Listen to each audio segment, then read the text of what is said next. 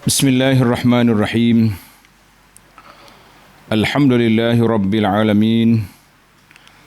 Alhamdulillahilladzi hadana lihadza wa ma kunna linahtadiya laula an hadana Allah. Asyhadu an la ilaha illallah wahdahu la syarika lah wa asyhadu anna Muhammadan abduhu wa rasuluh. Allahumma salli wa sallim wa barik ala abdika wa rasulika Muhammad wa ala alihi wa sahbihi wa man sara ala nahjihi wa ihtada bihadihi wa istanna bisunnati ila yaumiddin, amma ba'du. Muslimin dan muslimat, para jemaah, para pelajar, para penuntut ilmu, para pencinta sunnah dan sirah Nabi sallallahu alaihi wasallam, Assalamualaikum warahmatullahi wabarakatuh. Alhamdulillah, syukur kita pada Allah Azza wa Jalla pada hari ini 29 Syawal 1447 bersamaan dengan 29 hari bulan Mac 2026. Kita teruskan bacaan kita dalam sebuah buku yang bertajuk Di Sekitar Wali dan Karamah, Antara Fakta dan Khayal. Antara Fakta dan Khayal. Buku ni asalnya makalah-makalah yang diterbitkan dalam majalah Pengasuh. Dalam majalah Pengasuh yang diterbit oleh Majlis Agama Islam Kelantan. Kemudian dibukukan.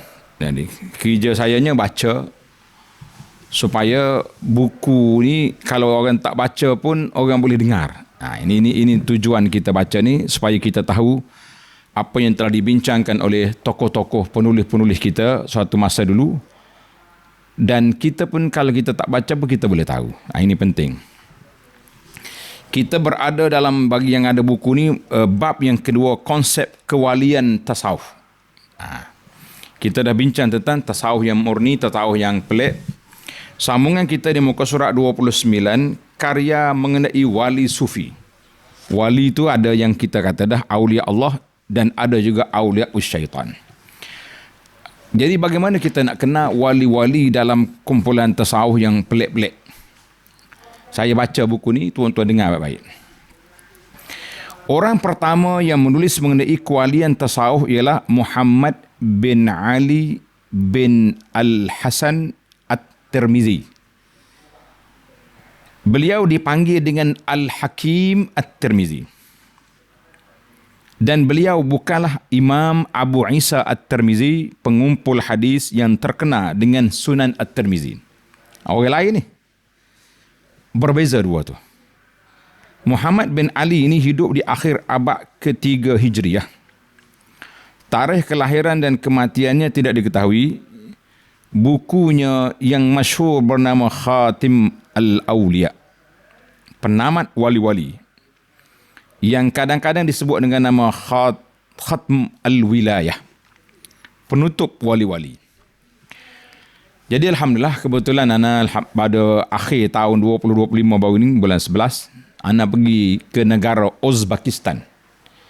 Negara Uzbekistan, daripada Tashkent, kita punya ibu negara dia, saya naik kapal terbang 1 jam terbang ke Termiz. Kalau naik bah ni dengan jalan yang bengkang-bengkok, berlubang-lubang, jalan dia agak teruk lagi lah, tak jalan dia. Jadi kalau naik dengan bah dia, orang kata sampai 12 jam mungkin baru sampai. Jadi kita naik kapal terbang 1 jam.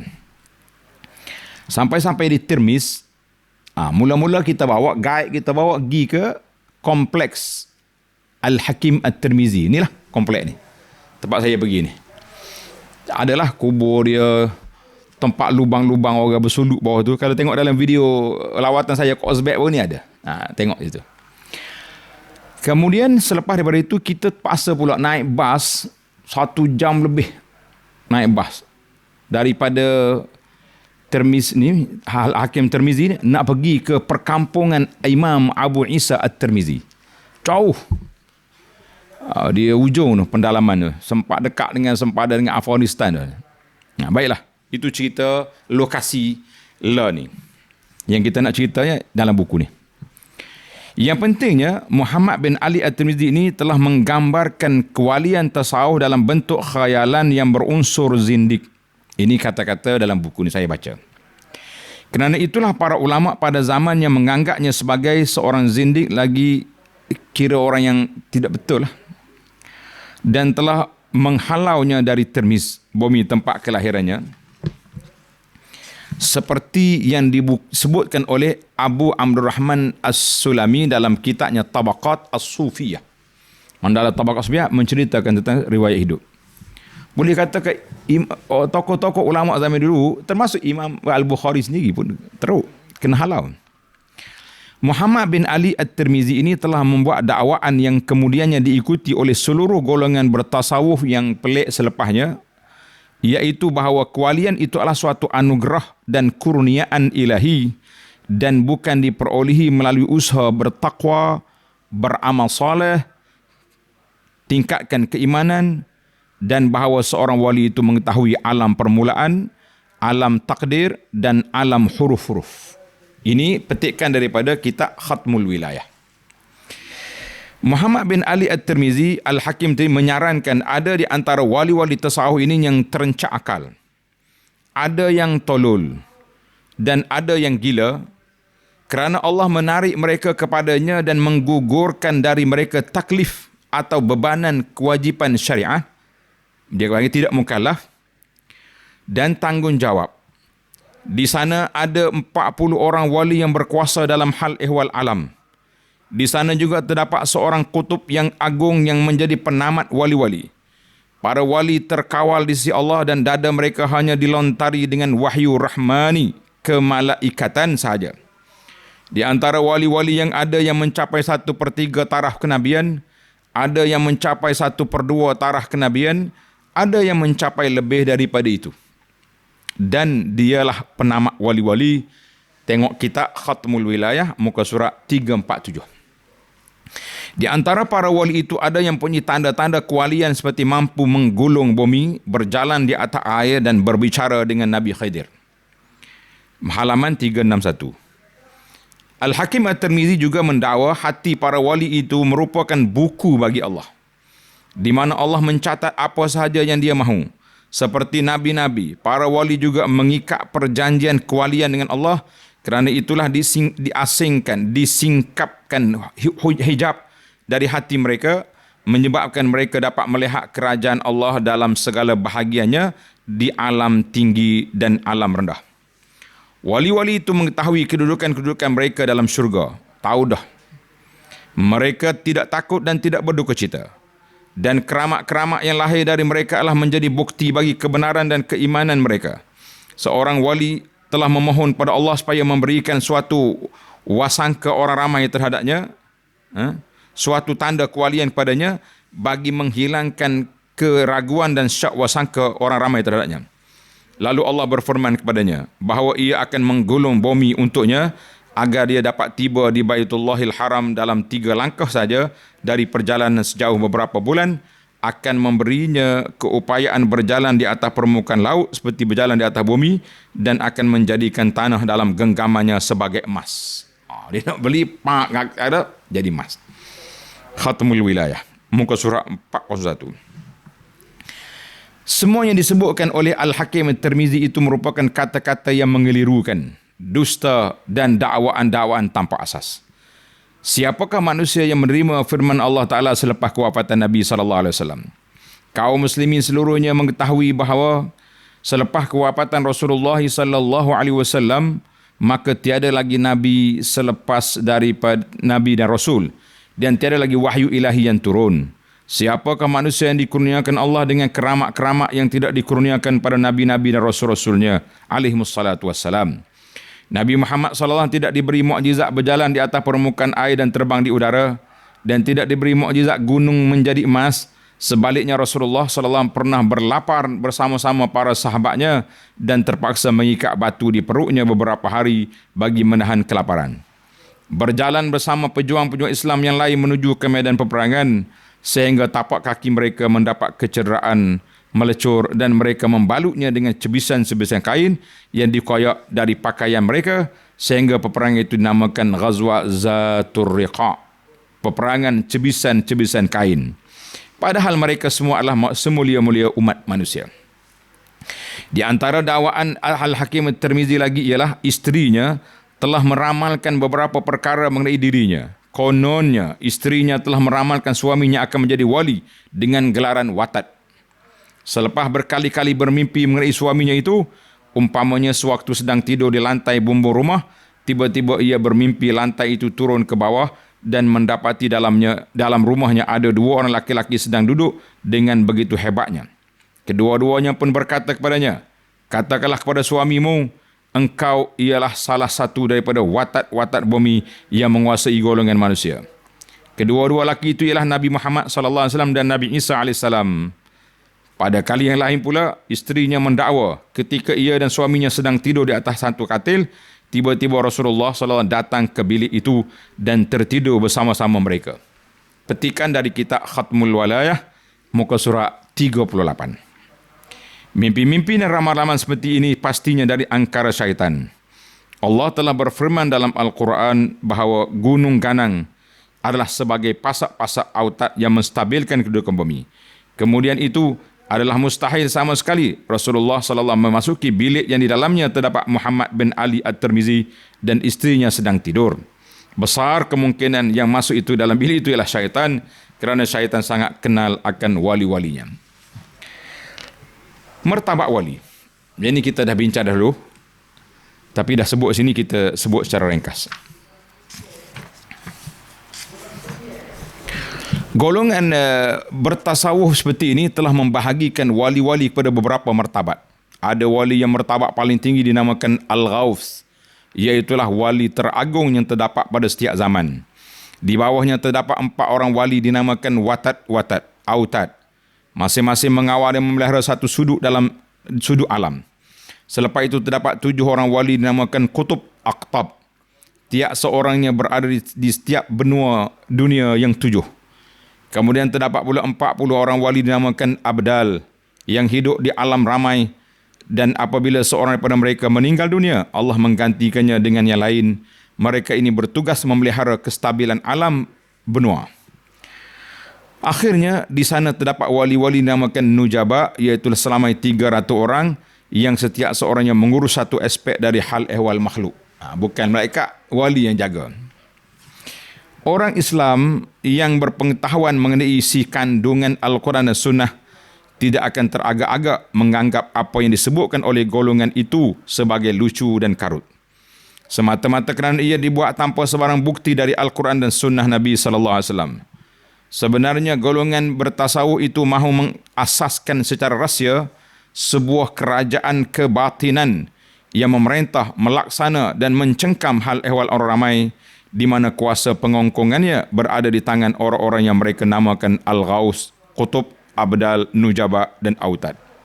Dengan kata lain, segala hal ehwal langit dan bumi dengan seluruh makhluk-makhluk yang berada di kedua-duanya adalah terletak di bawah telunjuk wali tasawuf yang mengetengahkan bersifat ummi, tidak tahu baca dan tulis. Seorang lagi tokoh, Syekh Abdul Wahab Asy-Sya'rani rahimahullah, sewaktu membicarakan mengenai martabat wali-wali tasawuf, telah membentangkan pendapat Ibnu Arabi. Tengok, Ibnu Arabi dia tidak ada alif lam. Ibnu Arabi. Kalau Ibnu Al-Arabi lain.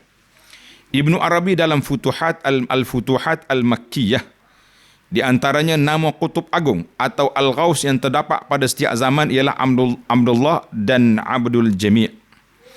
Ia bersifat dengan semua sifat Allah dan sifat-sifat itu kelihatan nyata pada dirinya.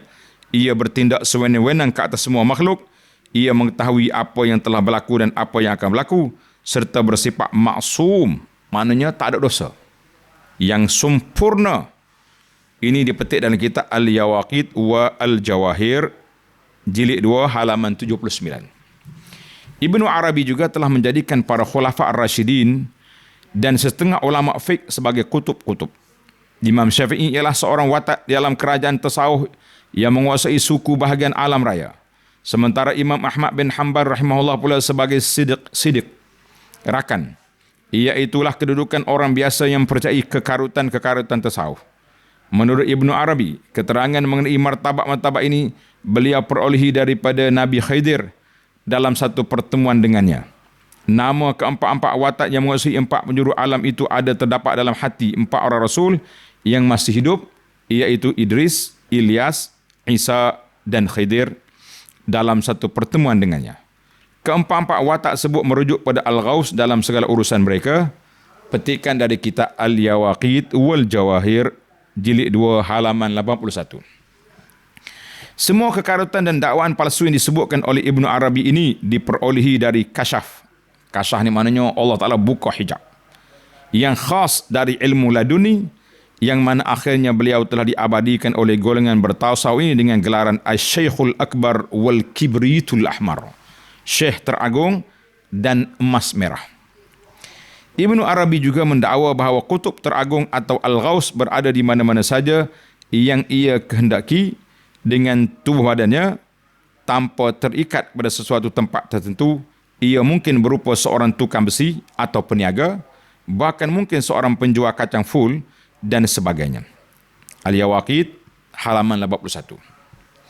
Al-Ghaus juga mendapat pengakuan setaat setia mula-mula daripada akal pertama, kemudian daripada jiwa, kemudian daripada kalangan malaikat bertugas yang menghuni langit dan bumi, kemudian daripada roh-roh yang menguruskan jerangkung orang mati, kemudian daripada jin-jin, kemudian daripada bayi-bayi semua makhluk, kemudian daripada orang perseorangan dari kalangan manusia biasa.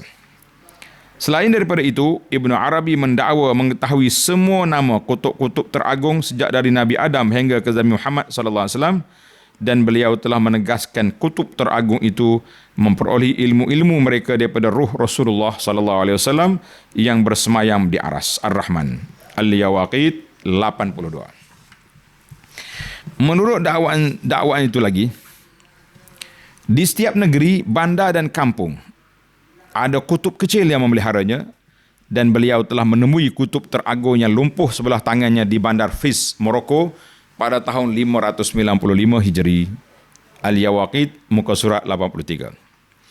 Ibnu Arabi juga mendakwa bahawa seorang wali tidak akan mencapai martabat kutub melainkan setelah ia berjaya mengetahui makna huruf-huruf. Ini penting ni. Mengetahui makna huruf-huruf di permulaan beberapa surah dalam Al-Quran seperti Alif Lam Mim, Alif Lam Mim Sad, Alif Lam Ra dan sebagainya. Apabila Allah telah mendedahkan kepadanya pengertian-pengertian dan hakikat huruf-huruf tersebut, maka barulah ditauliyahkan jawatan kutub itu kepadanya, kerana pada ketika itu dia sudah layak menjawabnya. Al-Yawaqit 79. Demikianlah terlaksananya penguasaan kebatinan para wali tasawuf ke atas tiap kampung dan bandar di seluruh dunia Islam. Kemudian manusia manakah yang mengetahui rahsia pengertian huruf-huruf di permulaan setengah surah tentu dalam Al-Quran. Padahal Rasulullah SAW sendiri tidak pernah mengaku mengetahuinya dan tidak pernah memberitahu para sahabatnya tentang pengertian huruf-huruf yang tersebut. Dia panggil al-huruf al-muqatta'ah. Jadi dibaca satu-satu, tulisan bersambung. Sebab itulah kebanyakan tafsir ditulis Allahu a'lamu bimuradihi. Allah Ta'ala yang mengetahui maksud dia. Sebab dia orang tak nak masuk campur dalam perkara ini.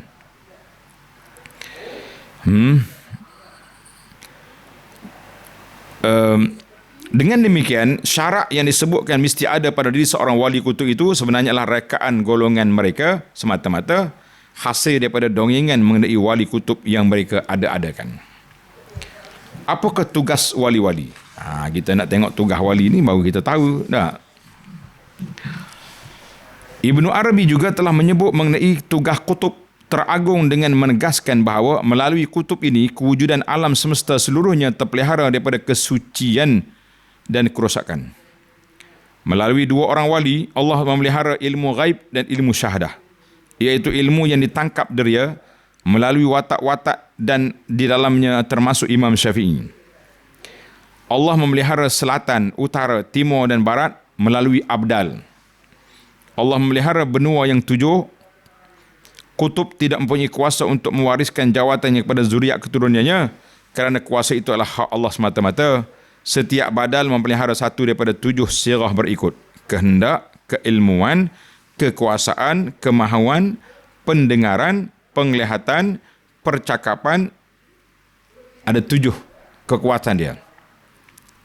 Selanjutnya, bilangan badal-badal itu tetap 7 orang, tidak bertambah dan tidak berkurangan. Mereka ini juga mengetahui rahsia-rahsia yang Allah simpan di cakrawala-cakrawala yang beredar. Petikan Al-Yawaqit, muka surat 83. Menurut Ibnu Arabi lagi, setiap benua yang 7 berkait rapat dengan setiap langit yang 7. Benua yang pertama, perintah turun kepadanya dari langit pertama, iaitu langit yang teratas sekali atau langit yang ke-7. Badal yang mengawalnya berada di atas hati Nabi Ibrahim AS. Benua yang kedua, perintah turun kepadanya dari langit kedua, iaitu langit yang di bawah langit ke-7 dan langit ke-6. Badal yang mengawalnya berada di atas hati Nabi Musa AS. Benua yang ketiga, perintah dan larangan turun kepadanya dari langit ketiga atau langit kelima. Badal yang mengawalnya berada di atas hati Nabi Harun dengan sokongan Nabi Muhammad SAW. Benua yang keempat, perintah dan larangan ilahi turun padanya dari langit yang keempat yang merupakan hati semua cakrawala. Badal yang mengawalnya berada di hati Nabi Idris dan dialah kutub yang tidak mati sehingga sekarang. Kutub-kutub yang ada dalam kalangan bertasawuf itu adalah naib-naibnya. Benua yang kelima, perintah turun kepadanya dari langit yang ketiga. Badal yang mengawalnya berada di atas hati Nabi Yusuf AS dengan sokongan Nabi Muhammad SAW. Benua yang keenam, perintah turun kepadanya dari langit yang kedua. Badal yang mengawalnya berada di atas hati Nabi Isa dan Yahya. Benua yang ketujuh, perintah turun kepadanya dari langit yang terendah sekali, iaitulah langit yang pertama. Abdal yang mengawalnya berada di atas hati Nabi Adam. Ketujuh-tujuh abdal itu telah ditemui oleh Ibnu Arabi di kota Mekah dalam keadaan rukuk. Beliau berbalas salam dan berbual dan dengan mereka. Petikan Al-Yawaqit, muka surat 83. Ini semua ni petikan-petikan untuk menunjukkan bahawa kepelikan dan keajaiban. Nah, saya baca saja tanpa mengulas apa-apa. Ibnu Arabi, kutub terpenting, teragung. Setelah menerangkan tentang kutub, bada-bada dan watak-watak dengan uraian yang syarat dengan unsur-unsur kekarutan dan kosong dari fakta-fakta yang dapat diterima akal yang sehat, Ibnu Arabi melekatkan kepada dirinya sendiri dengan salah satu daripada gelaran-gelaran tersebut. Tentulah beliau tidak rela menerima gelaran yang kurang tersebut. Yang kurang hebat. Kerana itulah beliau telah memilih dirinya sebagai kutub teragung. Ghaus. Beliau berkata, tengok ni, tek kata-kata dia kepada dia sendiri. Aku tidak tahu siapa pada zamanku ini yang telah mencapai makam ubudiyah sepertiku. Ini ialah kerana aku telah tiba di kemuncak makam ubudiyah berdasar kepada waris dari Rasulullah SAW. Aku ialah hamba tulen semata-mata yang aku rakus pada sifat rububiyah. Sesungguhnya Allah telah mengurniakan padaku makam ini sebagai suatu anugerah darinya. Aku tidak mampu memperolehnya dengan amalan, tetapi ianya dengan ikhtisas ilahi, mana pilihan Tuhan. Tuhan pilih aku jadi kutub yang terabdal, maka jadilah aku. Ya. Al-Yawaqit halaman 65-66. Di sini ternyata bahawa Ibnu Arabi telah meletakkan dirinya di kemuncak tertinggi di kalangan wali-wali dengan mendakwa secara dusta bahawa pelantikan itu diperolehnya dengan ikhtisas ilahi agar tiada siapa pun yang dapat mencabar kedudukannya itu. Mana orang tak nak cabar. Kedudukan dia paling tinggi sekali. Demikianlah Ibnu Arabi mengemukakan dirinya sebagai raja yang bertakhta di alam kebatinan. Beliau menjadikan dirinya kutub segala kutub dan pewaris Rasulullah sallallahu alaihi wasallam dan tokoh segala tokoh yang kemudiannya mendapat gelaran Syekhul Akbar wal Kibriyatul Ahmar di kalangan mereka. Itu cerita-cerita yang pelik yang berlaku dan dengan nukilan-nukilan daripada kitab mereka sendiri, insya-Allah sebagai ahli ilmiah, akademik dan berfakta. Jadi kita boleh fikir sendirilah apa yang kita nak daripada perbincangan yang seperti ini. Jadi para jemaah sekalian, sebagai penutup kepada bab yang kedua ini, marilah kita kenal wali-wali Allah dan jauhilah wali-wali syaitan. Jelaslah kepada pembaca di sini perbezaan antara kewalian yang berdasarkan pada keterangan Al-Quran dan Sunnah dengan kewalian syaitaniyah yang diambil daripada huraian-huraian yang pelik-pelik. Para awliya Ar-Rahman telah disifatkan Allah dengan firman-Nya dalam surah Al-Furqan ayat 63 hingga 66. A'udzubillahi minasyaitonirrajim. Wa ibadur rahmanil ladzina yamshuna 'alal ardi hauna wa idza khatabahumul jahiluna qalu salama والذين يبيتون لربهم سجدا وقياما والذين يقولون ربنا اصرف عنا عذاب جهنم إن عذابها كان غراما إنها ساءت مستقرا ومقاما. Maksudnya lebih kurang. Dan hamba-hamba Ar-Rahman dipanggil Ibadur Rahman, ialah orang-orang yang berjalan di muka bumi dengan tenang, tidak sombong. Satu sifat dia. Dan mereka dicela oleh orang-orang yang jahil, mereka berkata, jika mereka dicela oleh orang jahil, mereka berkata, selamatlah, okeylah, tak usah duduk layan. Dan orang-orang yang pada malam hari bersujud dan bersolat kepada Tuhannya, dan orang-orang yang berkata, wahai Tuhan kami, hindarkanlah dari kami seksaan neraka Jahannam. Sesungguhnya seksaannya itu pasti menimpa orang-orang kafir. Sesungguhnya neraka itu sejahat-jahat tempat tetap dan tempat tinggal. Surah Al-Furqan 63 hingga 66. Lihatlah betapa wali-wali Allah yang sebenar itu menghabiskan waktu malam mereka seluruhnya dengan bersolat. Selepas itu beristighfar kepada Allah. Namun demikian mereka tetap takut akan seksaan api neraka. Jadi wali ini sifat dia beristighfar, beribadat kepada Allah dalam keadaan takut. Tapi kalau kita tengok wali akta butuh dia tahu belakang dah tempat dia syurga di mana, bagaimana dia nak masuk syurga, dia confirm sendiri dah dia tu ahli syurga. Kita kata ini yang pelik ni. Yana banyak dah anda jumpa orang tanya, orang bagi cerita, tok guru hakikat dia ni, dia boleh jamin anak murid dia masuk syurga. Jamin, siap. Dan satu kes yang agak berat, apabila seorang ni tidak disetujui oleh isteri dia untuk hadir majlis-majlis yaqazah, majlis hadrah ni. Majlis amalan dia lah yang pelik-pelik tu. Jadi bila dia sampai, tok guru dia kata, mu ni tak akan sampai ke Tuhan selagi mu tak cerai bini mu. Dia sayang dua tu, tak ada masalah apa-apa, kecuali dia masalah tadi. Masalah bini dia tak suka suami tu pergi tempat yang pelik. Yalah, pelik lah ajaran pelik-pelik macam tu. Jadi akhirnya, kebetulan isteri dia tu kenal dengan saya, ada pergi haji sekali. Dia kata, abu anak saya nak jumpa dengan, nak bawa suami dia jumpa, nak dengar nasihat apa yang berlaku. Dia bercerita. Tok guru dia mengaku benda gaib. Dia tengok dalam hati kawan ni masalah.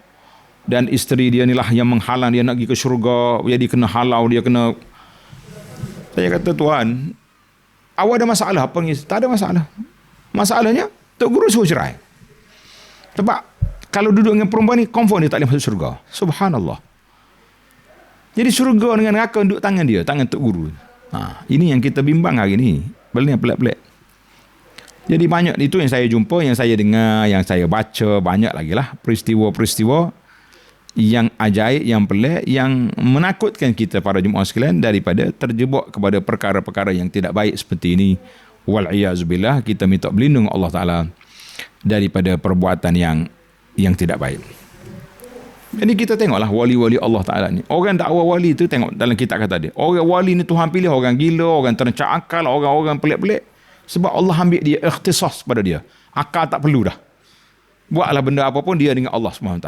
Semua benda Allah Ta'ala bagi ilham pada dia, bagi wahyu pada dia. Bukankah pelik itu semacam? Tengok. Dan firman Allah Ta'ala lagi dalam surah Al-Mu'minun ayat 57 hingga 61. Innal ladzina hum min khasyati rabbihim mushfiqun. والذين هم بآيات ربهم يؤمنون والذين هم بربهم لا يشركون والذين يؤتون ما آتوا وقلوبهم وجلة أنهم إلى ربهم راجعون أولئك يسارعون في الخيرات وهم لها سابقون. Sesungguhnya orang-orang yang takutkan azab Tuhan mereka merasa takut. Dia beramal, dia buat ibadat, tapi dia takut kemurkaan Allah. Takut Allah Ta'ala tak kabulkan amalan dia. Bukan confirm seperti yang kumpulan yang pertama tadi. Dan orang-orang yang tidak menyekutukan Tuhan mereka, dan orang-orang yang memberikan apa yang telah mereka berikan, dan hati mereka merasa takut gementar, kerana sesungguhnya mereka akan kembali kepada Tuhan mereka. Mereka itulah orang-orang yang bersegera melakukan kebaikan. Mereka itulah orang-orang yang bersegera melakukan, dan mereka lah orang yang terdahulu beroleh kemenangan. Jadi bila sampai ayat ni, Sayyidah Aisyah radhiyallahu anha tanya Nabi SAW, ya Rasulullah, orang ini, orang yang hati gementar takut, adakah mereka ini orang yang buat dosa, buat maksiat, mencuri ke, merompok ke, berzina ke apa? Nabi kata, la ya binati Siddiq. Bukan. Mereka ini orang baik. Mereka orang soleh. Mereka buat ibadat. Tetapi bila walaupun dia ibadat, dia hati dia takut pada Allah SWT. Takut dimurkai oleh Allah. Takut ibadat dia tidak dikabulkan. Takut dia amalan dia tak ikut sunnah. Takut dia punya perbuatan tidak mengikut SOP syariat. Jadi menyebabkan mereka takut, sentiasa gerun. Mereka berdoa pada Allah Ta'ala supaya Allah Ta'ala kabulkan amalan. Jadi ada kalaupun orang yang boleh confirm dia punya kabul amal, dia tahu dia punya amalan yang telah diterima oleh Allah, sudah ditulis di aras, ini semua ni kita boleh cop lah bahawa kekarutannya, pegangannya tersebut. Mereka inilah para awliya Allah yang sebenar. Mereka takut akan Allah dan takut akan siksaannya. Mereka beriman pada Allah yang Maha Esa, yang tiada tandingan, tiada sekutu, tiada pembantu dan tiada penolong. Mereka tetap menunaikan salat, berpuasa dan bimbang amalan-amalan mereka tidak diterima oleh Allah. Wali-wali Allah yang sebenar ialah jauh berbeza daripada wali-wali syaitan yang mendakwa Allah menjadikan dunia dan akhirat sebagai milik mereka. Allah menjauhkan mereka dari ketakutan terhadap azab siksaannya. Allah memberi mereka kuasa bertindak sewenang-wenangnya di alam tinggi dan alam rendah. Allah memberikan mereka keutamaan, kemuliaan dan kemegahan. Allah menjadikan mereka wali-wali di langit, dan para malaikat mengaku taat padanya, dan berbagai-bagai dakwaan lain yang semuanya karut-marut belaka. Wal'iyazbillah. Kita minta berlindung Allah Ta'ala daripada perkara yang tidak baik. Semoga, jadi itulah para jemaah sekalian. Jadi kita kena fahamlah ajaran yang pelik-pelik. Apa-apa pun kita kena letak di mana? Kita kena letak dalam neraca timbangan, dalam mizanul amal, neraca timbangan. Jadi kita nak timbang amalan kita ni dengan Al-Quran dan Sunnah Nabi SAW dan huraian para ulama yang muktabar. Jangan pula kita dakwa kita mana tahu kita orang hakikat, orang biasa, ya, orang syariat. Dia orang siapa yang beza-bezakan hakikat syariat itu? Sedangkan baginda Nabi SAW tak ada pun pernah bagi tahu Abu Bakar dan Umar masih lagi syariat pergi solat, aku hakikat tak payah solat. Bahkan Nabi lah orang yang paling kuat bersolat, orang yang paling kuat beristighfar, orang yang paling banyak bertaubat walaupun dia tak ada dosa. Jadi tiba-tiba kita kata guru kita ni maksum. Jadi yang memaksumkan imam ni pokok Syiah. Imam dia maksum. Imam 12 dia tu maksum, tak ada dosa belaka. Bahkan syekh-syekh ayatullah dia pun hebat, boleh buat apa saja nak. Nak buat benda-benda yang muta'ah yang apa tu boleh bagi dia. Jadi kita haraplah para jemaah sekalian, tujuan kita baca buku ni supaya kita tahu ada neraca timbangan dan kita boleh kenal mana yang baik, mana yang buruk dalam perjalanan hidup kita ni. Semua kita ni nak kepada kebaikan, nak jadi ahli tasawuf yang murni, yang kuat beribadat, jaga hati, jaga zikir, jaga amalan. Tapi jangan terjebak dengan benda yang pelik-pelik, benda yang karut-marut, supaya kita tidak dimurkai oleh Allah Azza wa Jalla. Kita hidup dalam keadaan aman, tenteram, selamat, sejahtera, insya-Allah. Jadi tuan-tuan carilah buku ni nama dia di sekitar wali dan karamah antara fakta dan khayal yang diterbit oleh Majlis Agama dengan ni warna biru ni, warna biru ni. Dia ada lagi buku lain. Jadi kita baca ni dulu. Nanti habis ni baru kita baca yang lain pula. Dia panggil jawapan atau penjelasan kepada perkara yang dibincangkan ini biiznillah azza wajalla. Jadi setakat tu dulu. InsyaAllah kita akan sambung bab yang ketiga, konsep khatmul al-walayah, penamak wali-wali yang dibincangkan dalam buku nota kita ini, insya-Allah. Mudah-mudahan ada manfaatnya biiznillahi azza wa jalla. Subhanakallahumma wa bihamdika asyhadu an la ilaha illa anta astaghfiruka wa atubu ilaik. Wa sallallahu ala nabiyyina Muhammad wa ala alihi wa sahbihi ajma'in walhamdulillahi rabbil alamin. Wassalamualaikum warahmatullahi wabarakatuh.